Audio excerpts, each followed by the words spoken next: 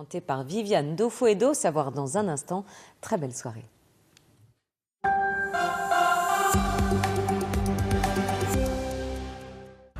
Bonsoir à tous. Au sommaire de votre édition France 3 Côte d'Opale, un concert hommage au musicien calaisien DJ Lockwood, puis des étudiants étrangers accueillis au sein de familles dunkerquoises. Mais avant, nous enfilons nos gants, nous attrapons une épuisette pour une vaste opération de nettoyage du marais de Saint-Omer jusqu'aux écluses de Gravelines en passant par Blanbec. 800 grammes de polystyrène. 1 kg 450 pour 11 bouteilles. 2 kg 200. 2 tonnes au total en une année. La pêche aux déchets est bonne dans la vallée de l'Aa. Beaucoup de bouteilles d'alcool, de jus, contenant aujourd'hui un tout autre liquide. Ça, c'est les routiers. Ils urinent dans des bouteilles, puis les jettent par les vitres des camions et on les retrouve dans les rivières. Voilà. Entre Équerde et Gravelines, sur certains points, on récupère l'ensemble des déchets flottants hors, je dirais, matière végétale, pour pouvoir après les trier ensemble et quantifier ces déchets tout en sachant de quels déchets il s'agit pour avoir une estimation de ce qui peut arriver en mer par an au travers d'une rivière comme l'Arve. L'idée étant de réduire les ordures des marais et rivières se retrouvant en fin de trajet dans l'océan. Pour cela, le parc naturel régional, lui aussi, invite les riverains à porter des gants de nettoyage.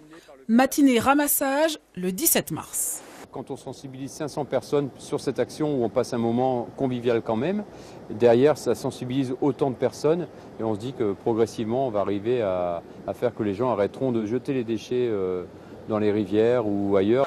Le polystyrène, là, regarde. Petit à petit, la grande poubelle diminue. 2 fois moins de détritus aujourd'hui qu'au début de l'opération Marais propre, il y a 30 ans. Le sport boulonnais est à l'honneur en ce début de semaine avec Jimmy Gressier, notre coureur boulonnais licencié à Liévin. Hier à Vittel dans les Vosges, il est devenu champion de France espoir en cross-country, 3e en senior, après son titre de champion d'Europe obtenu en décembre dernier. Le sportif de la Côte d'Opale devient ainsi l'un des principaux espoirs de l'athlétisme français en vue des prochains JO. Cette bonne nouvelle avait été précédée d'une autre vendredi avec une médaille de bronze au championnat d'Europe de lutte de Pauline Le Carpentier lors de la compétition qui se déroulait en Serbie. Elle a remporté l'épreuve et la 3e place face à Elis Manolova. Là aussi un résultat de bon augure pour la Côte d'Opale en vue des Jeux Olympiques.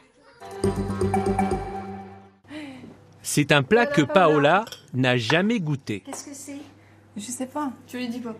Cette adolescente roumaine partage depuis 3 semaines le quotidien d'une famille dunkerquoise. Ah, donc grenouille. Grenouille, ok, d'accord. Après avoir reçu la fille de ses hôtes en Roumanie en novembre dernier. Mon rêve, depuis que je suis petite, ça a été de découvrir la France, le français et la vie de Français. Et cette opportunité pour moi de vivre avec des Français pendant 1 mois et d'aller aussi à l'école avec une correspondante. Depuis 3 ans, le lycée Jean Bart de Dunkerque organise des échanges avec d'autres établissements scolaires à travers l'Europe. Objectif, s'ouvrir au monde.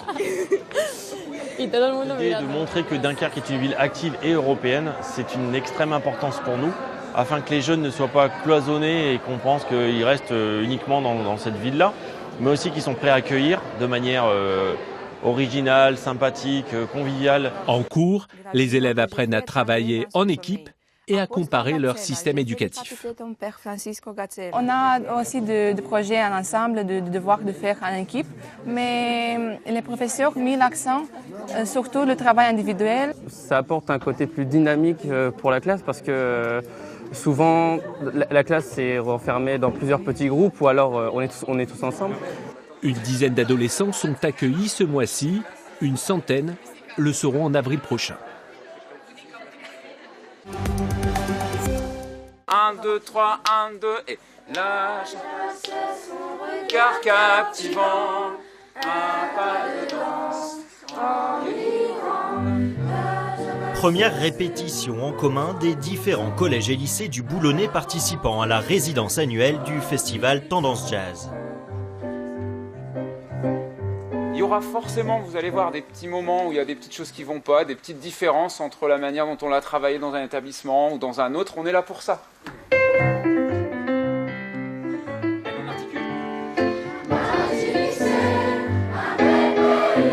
Depuis septembre dernier, ces élèves du secondaire cherchent à mettre en parole la musique de Didier Lockwood, violoniste calaisien disparu en février 2018 et parrain historique du festival. Une résidence dirigée par son ami Jean-Robert Lé. Il faut que ça explose un peu.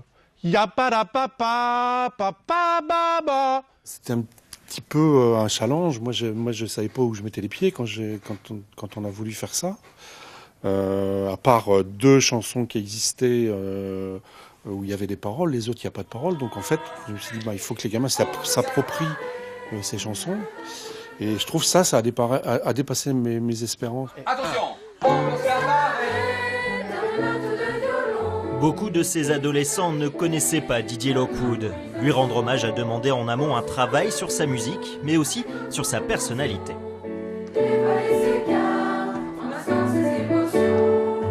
On avait écouté beaucoup de fois la musique pour voir la structure, le nombre de mots, etc. Et ensuite, on avait notre professeur déjà qui connaissait un petit peu de la vie de Didier Lockwood. On savait qu'il aimait bien forcément la musique et il aimait bien faire des sortes de jeux de mots. Enfin, il aimait bien le jeu, tout ça. Donc c'est à partir de là qu'on a fait des paroles. On est là pourquoi ? Mais plutôt afin de poursuivre l'action de transmission chère à Didier Lockwood, toujours dans un esprit festif. Chanter et danser.